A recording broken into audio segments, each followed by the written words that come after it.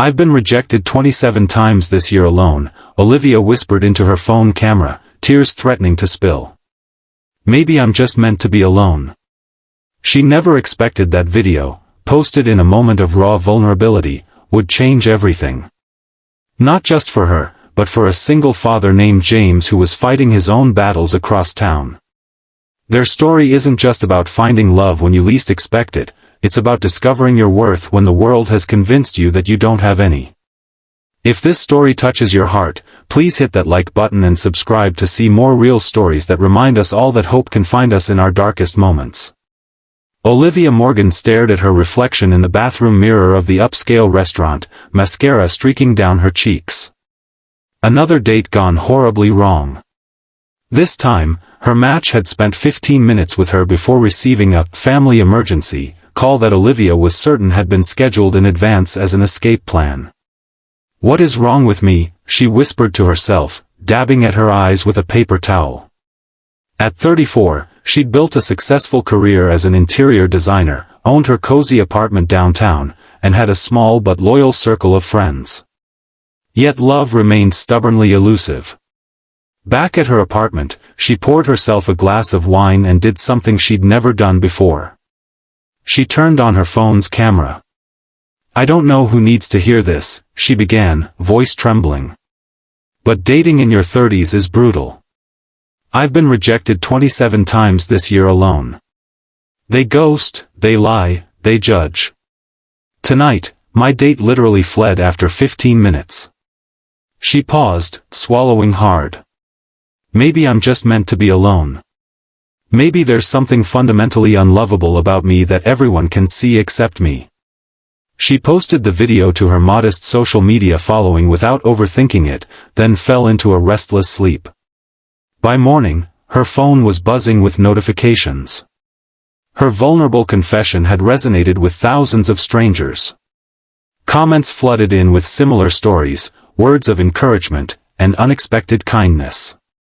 For the first time in months, Olivia didn't feel so alone in her struggle. Across town, James Harrington was having his own crisis. At 40, he was juggling his job as an architect with raising his 8-year-old daughter, Emma, alone after his wife's death 3 years earlier. This morning, Emma's babysitter had quit without notice, leaving him scrambling to find childcare before a crucial client meeting. "Dad, I can just come to your office," Emma suggested, already packing her backpack with books and colored pencils. "Sweetheart, it's a really important meeting." "I need to focus," James explained, running his hand through his already disheveled hair. "I'll be super quiet," Emma promised, her eyes wide and earnest. Like a ninja librarian. James couldn't help but smile. Emma had her mother's determination and quick wit. A ninja librarian, huh? The stealthiest kind, she nodded solemnly. With no other options, James reluctantly agreed, making Emma promise to sit quietly in the corner of the conference room with her headphones on. As they drove to his office, Emma scrolled through his phone, looking for games to keep her occupied. "Dad, look at this lady," Emma said suddenly, turning the screen toward him at a stoplight.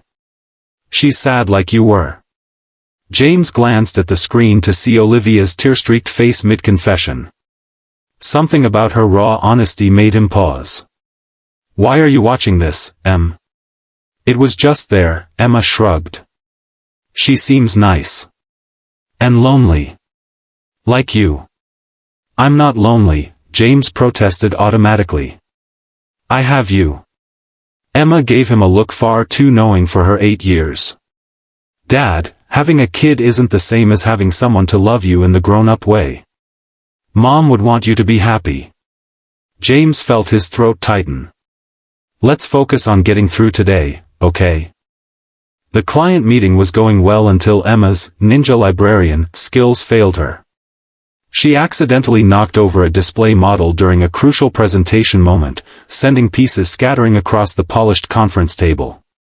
"I'm sorry," Emma cried, mortified. The clients, a married couple planning an eco-friendly community center, exchanged glances as James scrambled to salvage both the model and his professional reputation. "It's quite all right," the woman said kindly.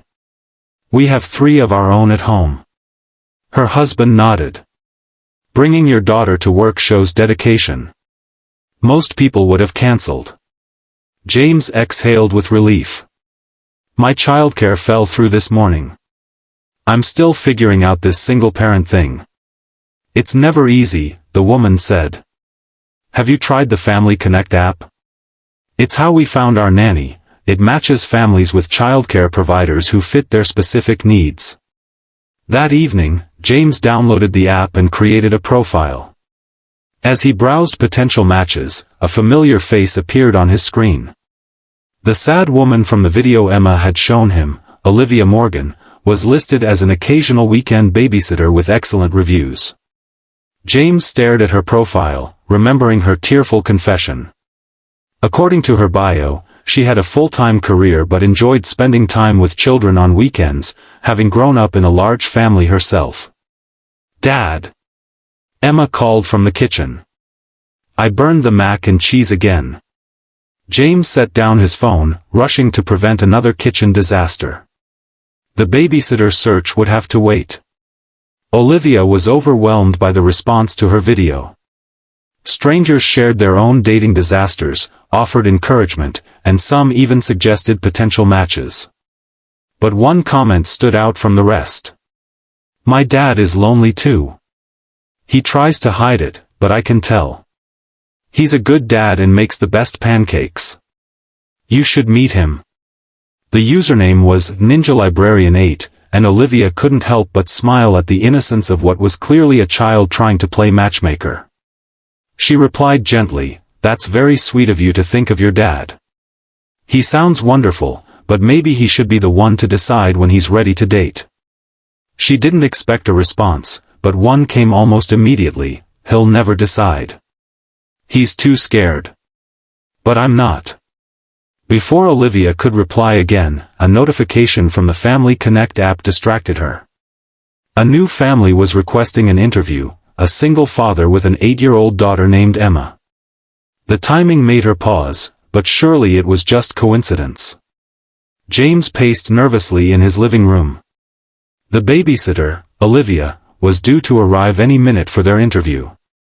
Emma was practically vibrating with excitement. Remember to be on your best behavior, James reminded her.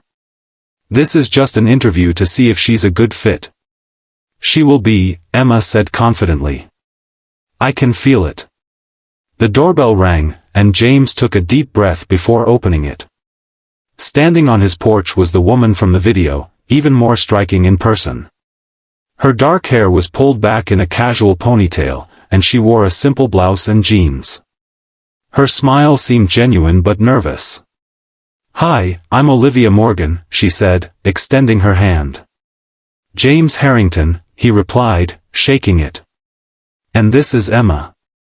Emma beamed up at Olivia. I like your earrings. They look like tiny books. Olivia touched one of her earrings, miniature silver books that dangled from her ears. Thank you. I love to read. Me too. Emma exclaimed. Dad built me a window seat in my room just for reading. That sounds magical, Olivia said, genuinely impressed. James gestured toward the living room. Please, come in. Can I get you something to drink? As they settled into conversation, James found himself increasingly drawn to Olivia's warmth and intelligence. She spoke passionately about her interior design work, her volunteer activities at the local library, and her large, close-knit family. So why babysitting on weekends? James asked. Seems like you have a full plate already. Olivia's expression softened. Honestly? My apartment gets too quiet sometimes. I grew up with 4 siblings, there was always noise, always someone to talk to. Spending time with kids reminds me of that feeling of connection. She paused. Plus, children are refreshingly honest. They haven't learned to hide behind politeness or pretense yet. Emma, who had been quietly observing, suddenly asked, Are you the lady from the video? The one who was crying about dating? James nearly choked. Emma. That's not appropriate. It's okay, Olivia said, though her cheeks flushed. Yes, that was me. I was having a really bad day. Emma nodded solemnly. My dad has bad days too. Sometimes he cries in the shower when he thinks I can't hear. The room fell silent. James stared at his daughter, mortified, while Olivia looked at her hands. I think, Olivia said carefully, that everyone has moments when they feel overwhelmed or lonely. There's no shame in that. Exactly, Emma agreed. That's why people should help each other not be lonely. Right, Dad? James cleared his throat. I think we've taken up enough of Ms. Morgan's time with personal questions. Should we discuss scheduling? As the interview concluded, James walked Olivia to the door. I apologize for Emma's directness. She doesn't always understand boundaries. Olivia smiled. It's refreshing, actually. And for what it's worth, I think you're doing an amazing job with her. Thank you, James said, surprised by how much her approval meant to him. So, would you be interested in the position? Saturday afternoons, occasionally evenings? I would, Olivia nodded. Emma's wonderful, and it seems like we'd be a good fit. As she turned to leave, James found himself saying, I saw your video too. Not just Emma. I understand how you feel more than you might think. Olivia paused, studying his face. It's hard, isn't it? Putting yourself out there again. Terrifying, James admitted. But necessary, I'm starting to realize. Over the next few weeks, Olivia became a regular presence in the Harrington household. Emma adored her, and James found himself looking forward to their brief interactions during drop-offs and pickups. Olivia brought a warmth to their home that had been missing since his wife's death. One Saturday, James returned home early from a meeting to find Olivia and Emma redecorating Emma's bedroom. They had pushed the furniture to the center and were painting one wall a soft lavender color. Surprise! Emma exclaimed when she saw him. Olivia's helping me make my room more grown-up. James surveyed the scene, taking in the careful drop cloths protecting the floor and the neat, even paint strokes. It looks amazing, but you didn't have to do this, Olivia. Emma mentioned wanting a change, and I had some sample paints from a client who changed their mind, Olivia explained. I hope it's okay, we should have asked first. It's more than okay, James assured her. It's nice to see this place changing a little. Moving forward. That evening, after Emma had gone to bed, James invited Olivia to stay for a glass of wine. They sat on his back porch, watching fireflies emerge in the gathering dusk. Emma told me about her mother, Olivia said softly. She sounds like she was an incredible woman. James nodded, swirling the wine in his glass. Sarah was the love of my life. When she got sick, everything happened so fast. One day we were planning our future, and 6 months later, I was planning her funeral. I can't imagine, Olivia said. How do you even begin to move forward from that? You don't, at first, James admitted. You just exist. You go through the motions for your child's sake. Then one day, you realize you've laughed genuinely for the first time in months, and the guilt is overwhelming. Guilt? For being alive when she isn't. For finding moments of happiness. He looked at Olivia. For noticing another woman's smile and feeling something stir inside you that you thought had died. Olivia's breath caught. James. I'm sorry, he said quickly. That was inappropriate. You work for me, and I shouldn't. No, Olivia interrupted. It's not that. It's just. I've spent so long feeling unwanted, feeling like there must be something wrong with me. And you've been through something so profound, something real. My problems seem trivial in comparison. James shook his head. Pain isn't a competition, Olivia. Loneliness hurts, regardless of how you got there. They fell silent, the weight of unspoken possibilities hanging between them.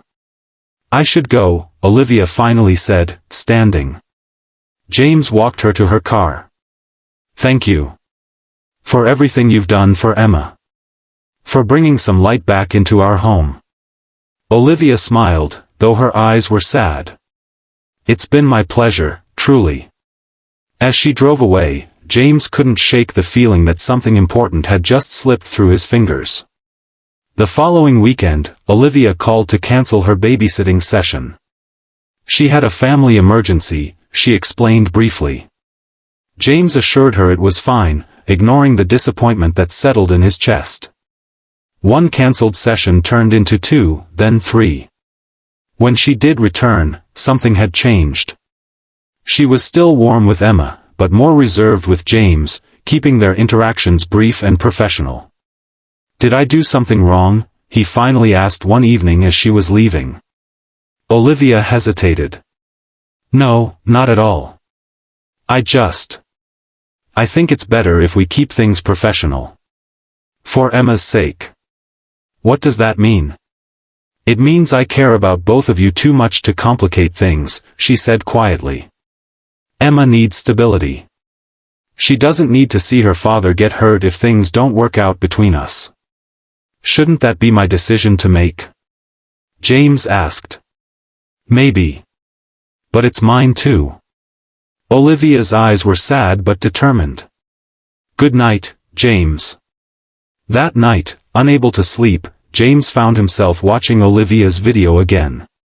The raw pain in her eyes mirrored what he felt in his own heart, the fear of rejection, of not being enough, of risking everything only to end up alone again. In the morning, he found Emma sitting at the kitchen table, unusually quiet as she pushed her cereal around her bowl. Everything okay, kiddo? He asked. Olivia's not coming back, is she? Emma asked bluntly. James sighed. She's just being careful, Em. Adult relationships are complicated. They're only complicated because grown-ups make them that way, Emma said with the certainty of childhood. You like her. She likes you. What's complicated about that? Out of the mouths of babes, James thought. Sometimes liking someone isn't enough. There are other considerations. Like what? Like, timing. Readiness. Fear. Emma considered this. Are you afraid, Dad? Terrified, he admitted. Is Olivia worth being brave for? James looked at his daughter, this wise, perceptive child who had already endured more loss than many adults. When did you get so smart? Emma shrugged. Mom always said I was an old soul. Later that day, James found himself parked outside Olivia's apartment building, a speech prepared in his mind. But as he approached her door, doubt crept in. What if she truly didn't want this? What if he was misreading everything? Before he could retreat, the door opened, and Olivia stood there in sweatpants and an oversized t-shirt, looking surprised. James? What are you doing here? All his carefully prepared words evaporated. I don't know, Emma thinks I'm being a coward, and she's probably right. Despite herself, Olivia smiled. She's a wise kid. The wisest, James agreed. Can I come in? Just to talk. Olivia hesitated, then stepped aside. Her apartment was exactly as he'd imagined it, warm colors, books everywhere, and thoughtfully arranged furniture that made the small space feel like a sanctuary. I've been thinking about what you said, James began, about keeping things professional for Emma's sake. And I respect that. But I think there's more to it. Olivia crossed her arms defensively. What do you mean? I think you're scared. Just like I am. He took a deep breath. In your video, you said maybe you're fundamentally unlovable. I've thought the same thing about myself, that after Sarah, I'd used up my one chance at love. That no one would want a grieving widower with a child and all that baggage. James. Please, let me finish, he said gently. The thing is, Olivia, you're not unlovable. You're extraordinary. You brought color back into our